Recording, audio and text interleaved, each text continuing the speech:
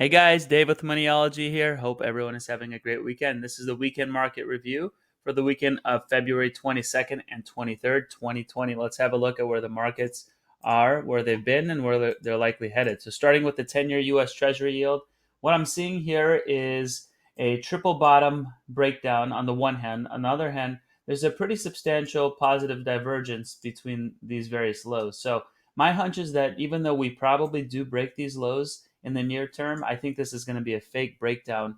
We'll have to see ultimately what happens. But when I see something like that, where you have a triple bottom and significantly positive divergence, that tells me that this particular move is not as credible as the various others. But you have to look at them in the context of the overall market. So let's take a look at what the equity markets are doing. So Dow Jones Wilshire 2500 index, these are the 2500 largest companies in the United States, and you see we made a new high here, right?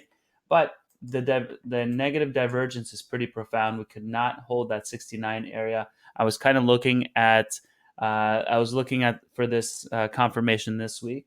To me, this suggests that if we break below that 8100 on this particular index this week, that's going to set up a bearish move in the equity markets. My initial target would be a test of the 13-week moving average, followed by probably a break below the 26-week moving average, and possibly as low as the 7,400 level. So right now, I think I would be net bearish equities from a let's say 1 to 2 month perspective. I think we're going to have some weakness there.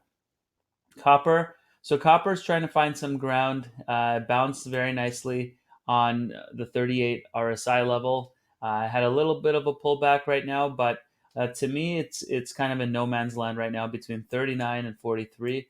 If it breaks below 39, it's bearish. If it breaks above 43, it's bullish. Until that happens, there is really no technical trade at this juncture. I'm watching what happens between the 38 level and the 50 level RSI. Emerging markets. So this is a interesting chart here because emerging markets have been hit largely over the last couple of weeks, obviously with the coronavirus in China, and because that's the largest holding in the EEM. And whereas they had been doing really well, they broke below 50, they bounced back above it, and now they're retesting that 50 area. So if this trend line breaks to the downside, then I think we're setting up for a bearish couple of months in the equity markets, and I think a retest of that 38.5 level becomes increasingly likely. So right now, it broke below the 13-week moving average. Now we're going to be testing that 26-week moving average. So I think that there's some weakness ahead in the equity markets based on just those two charts that we just saw. Meanwhile, gold is incredibly bullish right now. Gold closed the week at 1648, and we'd have to go back and see what this looks like from a monthly perspective. Not going to do it in this particular video, but suffice it to say, I think gold is going above 1800 this year and possibly within the next couple of weeks. So gold is setting up for an extremely bullish period, and so you guys certainly know my view on that. High yield bonds. So we hit a new high again in high yield bonds, but again, divergence is very, very negative. So a pullback there would not at all surprise me. The question is, do we pull back just to the 13 EMA, or do we go deeper than that, all the way down to the 26 EMA and possibly break below it? That the last break below these moving averages happened back in 2018. So we really haven't had that in 12 months, well over 12 months. It doesn't look like that's happening yet, but what we want to look for is a break below the 61 level. That's the last time we really started falling, and so until that happens, you have to be overall bullish, but in the short term, it looks like a pullback is increasingly likely. Housing.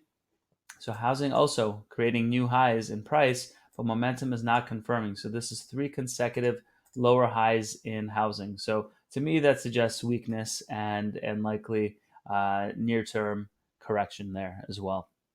So here's the S&P equal weighted consumer discretionary versus the staples, and so now you see consumer discretionary just seems like it cannot break out against the staples, even though in the grand scheme of things, this to me looks like a bullish cup and handle here, right? I think in the end of the day, we might be headed back towards a retest of the bottom of this trend line if the markets continue to show weakness here.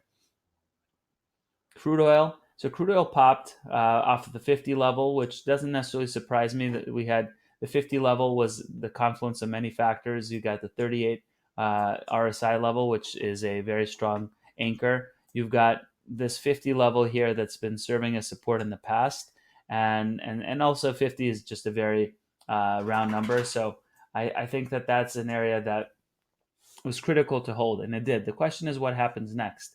Uh, Unless there's a follow through and a break above this trend line, I think that what's likely to happen is something like this if the markets continue to show weakness. So I'll be watching very closely. I don't have a strong opinion on crude oil. Bottom line is right now there's no reason to be in this sector.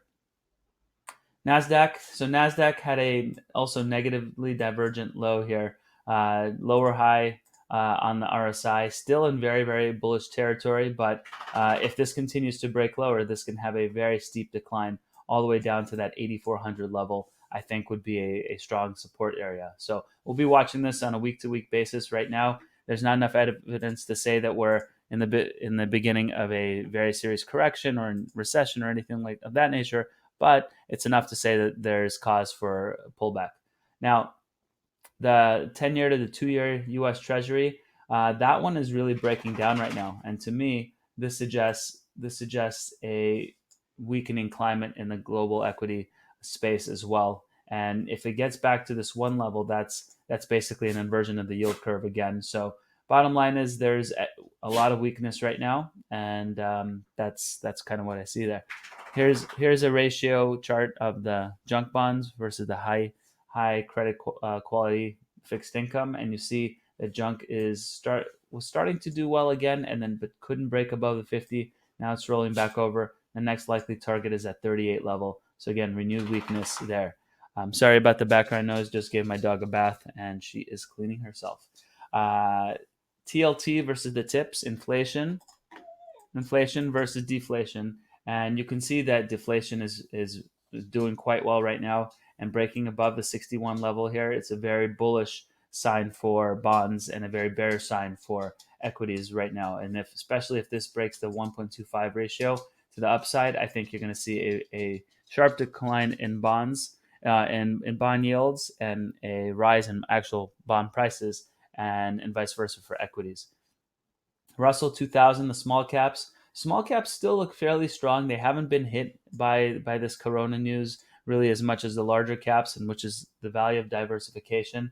But they cannot seem to break above the 61 level. So if next week is negative, I think we're going to be making a move towards that 50 RSI level and likely a move back towards that 157 on the Russell. Large caps, S&P, likewise negative divergence on the divergent high, and I think we're going to be making a run for that 61 RSI level and a test of this 13-week moving average right around here at 32.54, probably as early as next week, and then we'll have to see if we go as low as I'd say 30.25 on the S&P. The regional banks kind of head and shoulders here right now. So and this happening on the heels of lower interest rates. The margins are getting squeezed. This is a sector that is ripe for a pretty solid pullback here. Semiconductors. So they couldn't even break above the 69 level here on RSI on this negatively divergent high. So semiconductors are pulling back, and this is not an area I want to be long right now. In fact, being short here, if one wants to short, is not a bad idea. I think a move, if you extend some of these support lines, perhaps 1700 area is kind of where I'd be looking to reinitiate a position here. But if you extend this, we're very close to a pretty sizable pullback.